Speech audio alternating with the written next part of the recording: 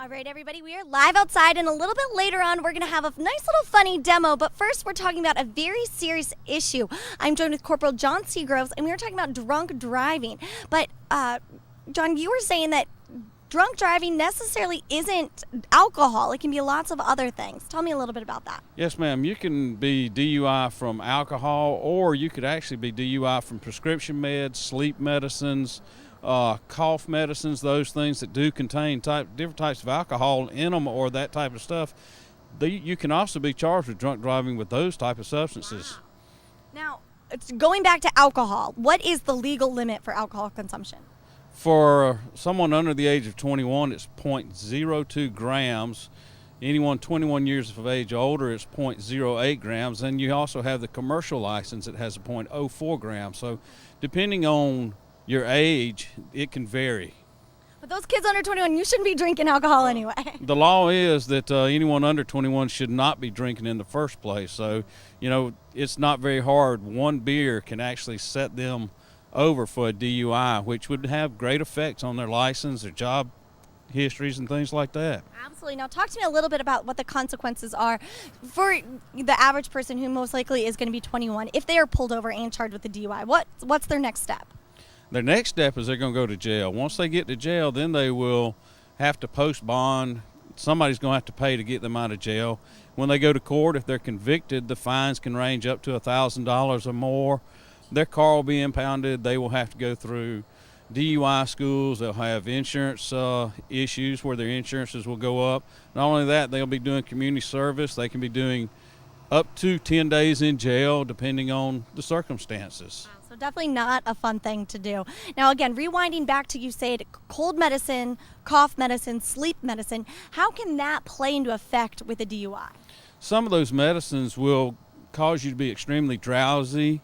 A lot of them will have a warning label not to operate heavy equipment, which a vehicle is a piece of heavy equipment. And it will explain to you, don't operate heavy equipment while taking this medicine. Sleep medicines, certain medicines cause you just to fall asleep within just minutes after taking it. And some folks have taken the medicine and then decided to go to the store for something. And we have worked directs on situations like that. And definitely don't do that. All right, talking about what am I trying to say here? I'm blanking out.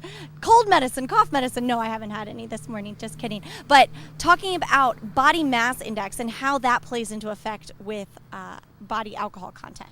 Different people will be affected by different amounts of alcohol depending on their tolerances to alcohol, depending on how often they drink, depending on if they've had anything to eat recently. If they haven't had anything to eat for a while and they start drinking, then you'll start seeing the effects a lot sooner than if they have had a meal. So those type of things do come into effect and play on the alcohol they drink. If they're drinking something with a low alcohol content or a high alcohol content, there's many different things that can play into exactly how fast somebody will become impaired. Now, again, talking about different types of alcohol, is a beer the same as a glass of wine or a shot of liquor? How does that differ in alcohol? It's going to affect different people different ways. Some of the beer is 6% alcohol. Some of it can be up to 12 or 14% on some of the microbreweries. And a lot of that depends on different things. Alcohol, some of your alcohol can be a 80 proof, which is like 40%, or 191 grain alcohol is almost 100% alcohol. So definitely don't get high in a vehicle. Doesn't take very much of that, to do that. Okay. Well, later on in Good Day, we're actually going to be taking a field sobriety test. None of us are drunk this morning, don't you worry. I know I stumbled over a few of my words, but we have the drunk goggles. Is that what they're called? They're called fatal vision goggles. Okay. So it'll kind of simulate someone's vision as if they have had a few drinks. And we'll be back with more Good Day after this. Stay with us, everyone. All right, everyone. Now, I did lie to you a little bit. I am under the weather. I have taken. I tell you, people are going to think I'm drunk. It's already affecting her. I am a little under the weather. I have taken cold medicine, but I did double check. It's safe to drive. So we've got these fatal vision goggles. We're joined with John Seagrove from the Albany Police Department. Kelly, Chris, and I all have these goggles on, ranging in different levels of blood alcohol content. And we are going to be taking the field alcohol sobriety test. Now, John, you have put down a line. Now, you were saying you don't usually use this in a field sobriety test. No, ma'am. What we'll do is we normally just have, if we're on the roadway or whatever, we'll have somebody either walk the line that is there, or we will have them imagine a line in front of them. So, I feel like that could be really bad. so yes, ma'am.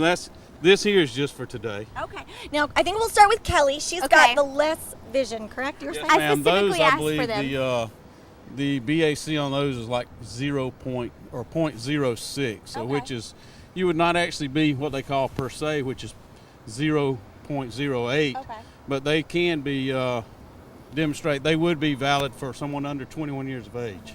And you were saying, Kelly, go ahead. Okay. We'll have you start. But Here's what I'm gonna have her do. Did I put them on yet? Go ahead and put I'm them so on. nervous. we need Come to on here. hear this. Okay, Okay. here we go. Oh my gosh. Okay. Put your right foot on that yellow line. Oh my goodness. I already feel dizzy. Can you find the yellow line? Yeah, she's doing this in heels, folks. Come this Here we way a go. little bit. There Oh you go. my gosh, I'm gonna fall Okay. over. Put your left foot in front of that. Okay. I feel so dizzy. Holy. What we would ask her to do. She hasn't even taken a step yet. What we would ask her to do here is just take 9 steps, I don't even know if I touching can do heel that. to toe. And when she Obvious- gets to the end, to just take a small series of steps to turn around and come back. They would normally be counting out loud at this time. Okay. What you see here, even though it's a 0.06, you can understand how disoriented someone can be. Yeah. Which they're operating cars, trucks, tractor trailers, I cannot motorcycles. imagine. You were saying that even though this is technically under the limit, they can get a non-safe driver citation. Yes, ma'am. If they are exhibiting other unsafe maneuvers, Such as Kelly here. such as Kelly right here, I mean, this would be a very big clue in our world that she would not be safe to operate a vehicle, even though she is not above the per se limit of 0.08 grams. She just is not safe to operate a vehicle because, as you can see, how her coordination would be off. I mean, and we do see this very often. Oh, goodness. Okay, well, Kelly, I mean, I'm no police officer, but I think she fails.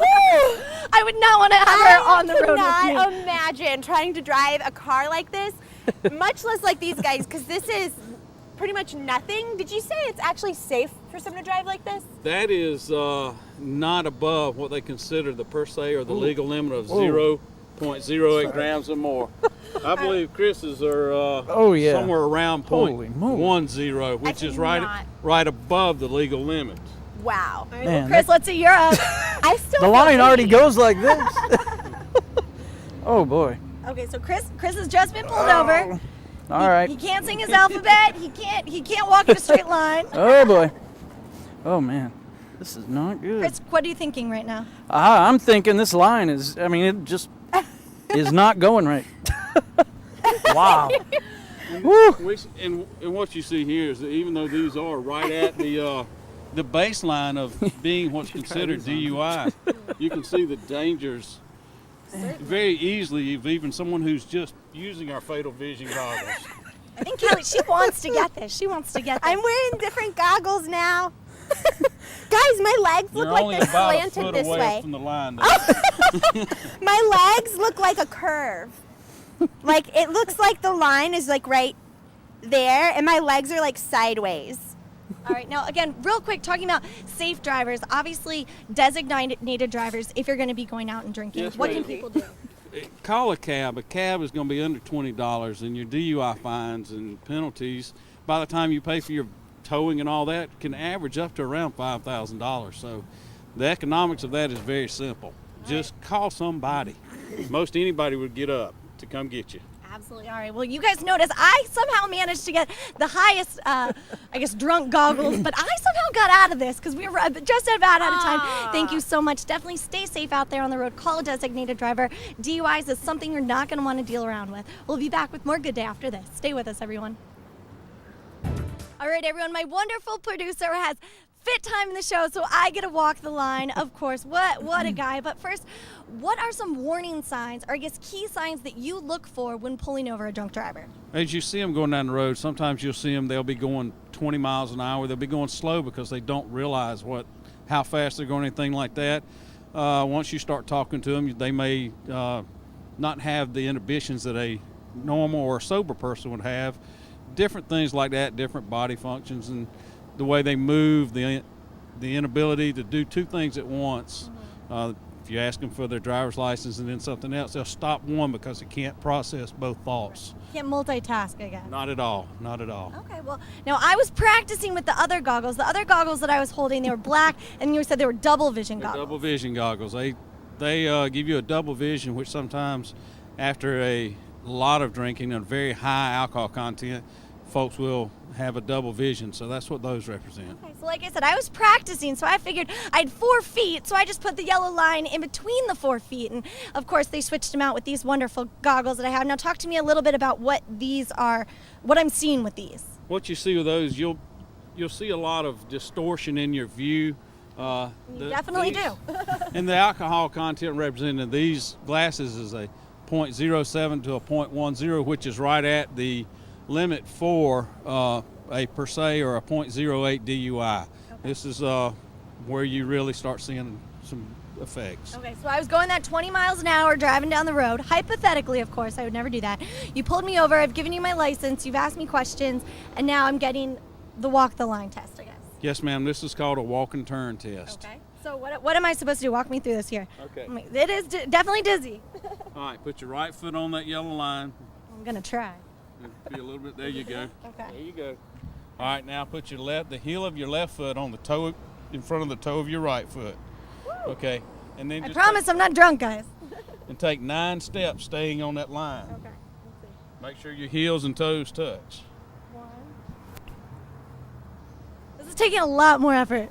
I feel like I'm on a tightrope or something, and I'm failing miserably.